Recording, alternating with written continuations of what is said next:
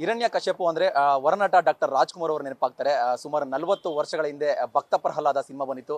ಈಗ 40 ವರ್ಷಗಳ ನಂತರ ಸ್ಯಾಂಡಲ್ವುಡ್ನಲ್ಲಿ ಹಿರಣ್ಯ ಅಂತ ಸಿನಿಮಾ ಬರ್ತಾ ಇದೆ. ಪ್ರತಿಭಾನ್ವಿತ ನಟ ರಾಜವರ್ಧನ್ ಅವರು ನಾಯಕರಾಗಿ ಆ್ಯಕ್ಟ್ ಮಾಡ್ತಿದ್ದಾರೆ. ಡಿಂಗ್ರಿ ನಾಗರಾಜ್ ಅವರ ಮಗ ನಮ್ಮ ಜೊತೆ ಇದ್ದಾರೆ. ಈಗ ಟೀಸರ್ ಲಾಂಚ್ ಆಗಿದೆ. ಸಾಂಗ್ಸ್ ತುಂಬ ಒಳ್ಳೆ ರೆಸ್ಪಾನ್ಸ್ ತಗೊಳ್ತಾ ಇದೆ. ಟ್ರೈಲರ್ ಕೂಡ ಶೀಘ್ರದಲ್ಲೇ ರಿಲೀಸ್ ಆಗ್ತಾ ಇದೆ. ಸೊ ಮಾತಾಡ್ಸೋಣ ಅವ್ರನ್ನ. ಸರ್, ಮೊದಲನೇದಾಗಿ ಟೀಸರ್ ನೋಡಿದ್ದೀವಿ, ತುಂಬ ಚೆನ್ನಾಗಿ ರೆಸ್ಪಾನ್ಸ್ ಸಿಗಿದೆ. ಸಾಂಗ್ಸ್ ನೋಡಿದ್ದೀವಿ, ತುಂಬ ಚೆನ್ನಾಗಿ ಬರ್ತಾ ಇದೆ. ಸೊ ನಿಮ್ಮ ಪ್ರಕಾರ ಹಿರಣ್ಯ ಹೇಗೆ ಬರ್ತಾ ಇದೆ, ಎಷ್ಟು ಸ್ಪೆಷಲ್? ಆ್ಯಕ್ಚುಲಿ ಒಬ್ಬ ಕಲಾವಿದ್ರ ಲೈಫಲ್ಲಿ ಒಂದೊಂದು ಸ್ಟೆಪ್ಸ್ಗೆ ಒಂದೊಂದು ಸಿನಿಮಾಗಳು ಬೇಕಾಗತ್ತೆ. ಅಂದರೆ ಬಿಚ್ಚುಗತ್ತಿ ಆದಮೇಲೆ ವಾಟ್ ನೆಕ್ಸ್ಟ್ ಅಂದಾಗ ಒಂದು ಸಿನಿಮಾ ಬಂತು, ಅದಾದಮೇಲೆ ನೆಕ್ಸ್ಟ್ ಏನು ಅಂದಾಗ ಒಂದೊಂದು ಅಂತ ನಾವು ಬೆಳಿಬೇಕಲ್ಲ. ಸೊ ಅದಕ್ಕೋಸ್ಕರ ಒಂದೊಂದು ಸಿನಿಮಾಗಳು ತುಂಬ ಪ್ಲಸ್ ಆಗ್ತಾ ಹೋಗುತ್ತೆ. ಆ ಥರದಲ್ಲಿ ನನ್ನನ್ನು ಈ ಥರ ನೋಡಿರಲಿಲ್ಲ. ಸೊ ಒಬ್ಬ ರಾಜವರ್ಧನ್ ಒಂದು ಗ್ಯಾಂಗ್ಸ್ಟರ್ ಕ್ಯಾರೆಕ್ಟ್ರು ಮಾಡ್ತಾನೆ, ಒಂದು ಆ್ಯಕ್ಷನು ಮಾಡ್ತಾನೆ ಅನ್ನೋದೊಂದು ನನ್ನ ಪ್ರೆಸೆಂಟೇಷನು ನಾನು ಕೊಡಬೇಕಾಗಿತ್ತು.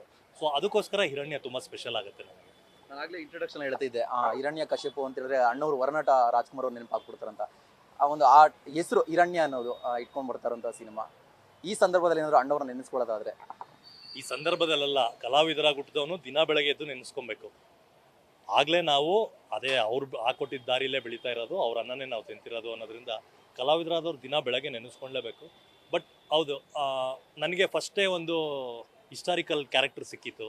ನಾನು ಅವತ್ತು ಹೇಳಿದ್ದೆ, ನಾನು ರಾಜ್ಕುಮಾರ್ ಅವ್ರ ಸಮಾಧಿಗೆ ಹೋಗಿ ಕಾಲಿಗೆ ಬಿದ್ದು ನಮಸ್ಕಾರ ಮಾಡಿ ಅಲ್ಲಿಂದ ಶೂಟಿಂಗ್ ಅಟೆಂಡ್ ಮಾಡಿದ್ದೆ. ಸೊ ನೆಕ್ಸ್ಟ್ ಸಿನಿಮಾಗೂ ಒಂದು ಹಿರಣ್ಯ ಅನ್ನೋ ಒಂದು ಪವರ್ಫುಲ್ ಟೈಟಲ್ ಬಂತು.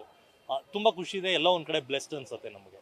ಅಂದರೆ ಸಣ್ಣ ವಯಸ್ಸಲ್ಲಿ ನೋಡಿದ್ವಲ್ಲ ನಾವೆಲ್ಲ ಅವ್ರಗಳ ಜೊತೆ ಆಟ ಆಡಿದ್ದ, ಅಂದರೆ ನಮ್ಗೆ ಗೊತ್ತೇ ಇರಲಿಲ್ಲ ಅವ್ರು ಅಂತ ಸೂಪರ್ ಸ್ಟಾರ್ ಅಂತ.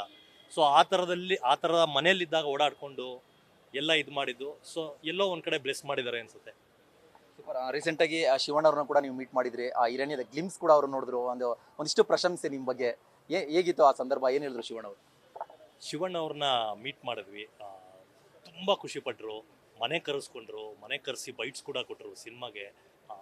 ತುಂಬ ದೊಡ್ಡ ಸಪೋರ್ಟ್ ಸಿಕ್ಕಿದಾಗಾಯಿತು ಒಂದು ಹಿರಣ್ಯ ಸಿನಿಮಾಗೆ. ತುಂಬ ಖುಷಿಯಾಗತ್ತೆ ಹೊಸಬ್ರನ್ನ ಇಷ್ಟು ಎನ್ಕರೇಜ್ ಮಾಡ್ತಿರೋದು. ತುಂಬ ಖುಷಿಯಾಗತ್ತೆ. ಮತ್ತು ನಮಗೊಂದು ಆನೆ ಬಲ ಸಿಕ್ದಂಗೆ ಆಗಿದೆ. ರಾಜವರ್ಧನ್ ಅವ್ರನ್ನ ನೆನೆಸ್ಕೊಳ್ಳೋದಾದ್ರೆ ದರ್ಶನ್ ಅವ್ರನ್ನ ನೆನೆಸ್ಕೊಳ್ಬೇಕಾಗುತ್ತೆ. ಯಾಕಂದ್ರೆ ನೀವು ಇಬ್ರು ಆತ್ಮೀಯರು, ಇಬ್ರು ತುಂಬಾ ಚೆನ್ನಾಗಿ ಸ್ನೇಹಿತರು ಕೂಡ ಹೌದು. ಬಟ್ ಈಗ ಪರಿಸ್ಥಿತಿ ನೋಡೋದಾದ್ರೆ ದರ್ಶನ್ ಅವರು ಈಗ ಒಂದು ಕೊಲೆ ಪ್ರಕರಣದಲ್ಲಿ ಜೈಲಿಗೆ ಹೋಗಿರೋಂಥ ಸಂದರ್ಭ. ಈ ಸುದ್ದಿ ನಿಮಗೆ ತಿಳಿದಾಗ ಯಾವ ರೀತಿ ರಿಸೀವ್ ಮಾಡ್ಕೊಂಡ್ರಿ ನೀವು ಅಂತ? ಶಾಕ್ ಆಗಿದೆ ಅಥವಾ ಯಾವ ಥರ? ಇಲ್ಲ, ಇನ್ನೂ ರಿಸೀವ್ ಮಾಡ್ಕೊಂಡಿಲ್ಲ ಅದನ್ನು.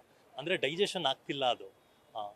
ಯಾವ ಥರ ಆಯಿತು, ಏನಾಯಿತು ಅನ್ನೋದೇ ಗೊತ್ತೇ ಆಗದಿರೋ ಅಷ್ಟೊತ್ತಿಗೆ ಎಲ್ಲ ಆಗೋಯ್ತು ಅಲ್ಲಿ. ಇನ್ನೂ ನಮಗೂ ಅಂತೆಗಳೇ ಗೊತ್ತಿರೋದು. ಬಟ್ ಎಲ್ಲೋ ಒಂದು ಕಡೆ ಬೇಜಾರಾಗತ್ತೆ. ಕಲಾವಿದನಾಗಿ ಒಂದು ಕಡೆ ಸಿನಿಮಾ ತಂಡಕ್ಕೂ ಸಪೋರ್ಟ್ ಮಾಡಬೇಕಾಗತ್ತೆ, ಸಿನಿಮಾ ಕೂಡ ರಿಲೀಸ್ ಮಾಡಬೇಕಾಗತ್ತೆ. ಬಟ್ ಬೇಜಾರಂತೂ ತುಂಬ ಇದೆ. ಯಾವುದೇ ಖುಷಿಯಲ್ಲಿ ಮಾಡ್ತಿಲ್ಲ ಇದನ್ನು ಯಾವುದನ್ನು ನಾವು. ತುಂಬ ಬೇಜಾರಿದೆ. ಬಟ್ ಆದಷ್ಟು ಬೇಗ ನ್ಯಾಯ ಸಿಗಬೇಕು, ಆದಷ್ಟು ಬೇಗ ಅಣ್ಣ ಹೊರಗಡೆ ಬರಬೇಕು ಅನ್ನೋದಷ್ಟೇ ನಮಗೆ ತಲೆಯಲ್ಲೊಂದಿರೋದಷ್ಟೇ. ನ್ಯೂಸ್ ಫಸ್ಟ್, ನಿರ್ಭೀತಿಯಿಂದ ನಿಮ್ಮ ಪರವಾಗಿ.